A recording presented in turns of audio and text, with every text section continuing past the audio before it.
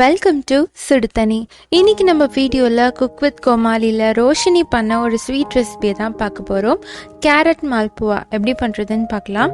ரொம்ப இன்ஸ்டண்ட்டாக செய்யக்கூடிய ஒரு ஸ்வீட் ரெசிபி, ரொம்பவே டேஸ்ட்டாக இருந்துச்சு. இது பண்ணுறது ரொம்பவே சிம்பிள். ஒரு 15 to 30 மினிட்ஸில் இந்த பேட்டரை நீங்கள் ரெடி பண்ணி வச்சிடலாம். இதோட இன்க்ரீடியன்ஸை நான் டிஸ்கிரிப்ஷன் பாக்ஸில் கொடுக்குறேன். இப்போ வாங்க சேர்ந்து சமைக்கலாம். ஃபஸ்ட்டு இதுக்கு நான் 2 கேரட் எடுத்துக்கிறேன். இது ஒரு மிக்சியில் சேர்த்துக்கலாம். ஃபஸ்ட்டு இதை ஒரு தடவை கிரைண்ட் பண்ணிக்கோங்க. பண்ணிவிட்டு இதில் ஒரு 1/4 கப் பால் சேர்த்துட்டு திருப்பி ஒரு தடவை அரைச்சிக்கலாம். இதை ஃபைன் பேஸ்ட்டாக நான் அரைச்சிருக்கேன். இது இருக்கட்டும். அடுத்து ஒரு பவுலில் 1 கப் மைதா சேர்த்துக்கலாம். கூடவே 2 டேபிள் ஸ்பூன் சர்க்கரை சேர்த்துக்கிறேன். 1 சிட்டிகை ஏலக்காய் சேர்த்துக்கலாம். கூடவே 1 கப் பால் சேர்த்துக்கிறேன். இது நல்லா கட்டி இல்லாமல் மிக்ஸ் பண்ணிக்கோங்க. இது கூட நீங்கள் ரவை கூட சேர்த்துக்கலாம். ரவை சேர்க்குறதா இருந்தால் ஒரு 1/4 கப் ரவை சேர்த்துக்கோங்க. எனக்கு ரொம்ப சாஃப்டாக இருந்தால் தான் பிடிக்குங்கிறனால நான் ரவை சேர்க்காமல் பண்ணுறேன். நல்லா மிக்ஸ் பண்ணதுக்கப்புறமா இதில் நம்ம அரைச்சி வச்சுருக்க கேரட் பேஸ்ட்டை சேர்த்துடலாம்.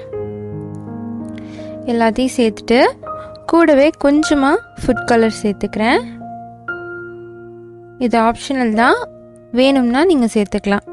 இதையும் கட்டில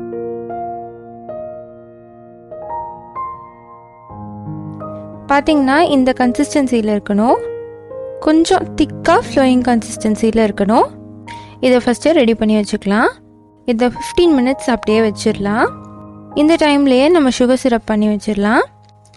நான் இன்னைக்கு 1/2 கப் சர்க்கரை எடுத்திருக்கேன். கூடவே 1/2 கப் தண்ணி சேர்த்துக்கிறேன். இது கூட கொஞ்சமாக ஃபுட் கலர் சேர்த்துக்கிறேன். இதை நல்லா மிக்ஸ் பண்ணி விட்டுருங்க. கூடவே ஒரு 4 ட்ராப் லெமன் ஜூஸ் சேர்த்துக்கோங்க. அப்போ கிறிஸ்டலைஸ் ஆகாமல் இருக்கும். இப்போ கிறிஸ்டலைஸ் ஆகலைன்னா கூட நீங்கள் மால்புவாவில் கோட் பண்ணதுக்கப்புறமா அது ஆறுனதுக்கப்புறமா அதில் கொரன்னு இருக்கும். அதனால லெமன் சேர்த்திங்கன்னா அந்த ப்ராப்ளம் வராது. இது லைட்டாக தொட்டு பார்த்தீங்கன்னா பிசு பிசுன்னு இருக்கணும். அந்த கன்சிஸ்டன்சி இருந்தாலே போதும். பதம் எதுவும் கிடையாது இதுக்கு. இந்த மாதிரி இது ரெடி ஆனோடனே அடுப்பு ஆஃப் பண்ணி வச்சுருங்க. இப்போ பார்த்தீங்கன்னா 15 மினிட்ஸ் ஆயிடுச்சு.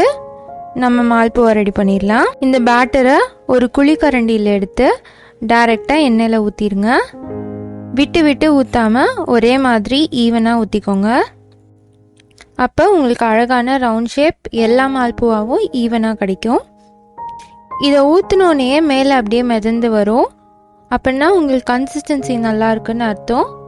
இதை நல்லா பொரிச்சு எடுத்துக்கலாம். 2 சைடும் திருப்பி போட்டு ஒரு 3 to 5 நிமிஷம் இதை பொரிச்சு எடுத்துக்கோங்க. லைட்டாக ப்ரௌனிஷாக வருது பாருங்கள். இந்த மாதிரி வந்தோடனே நம்ம எடுத்துடலாம்.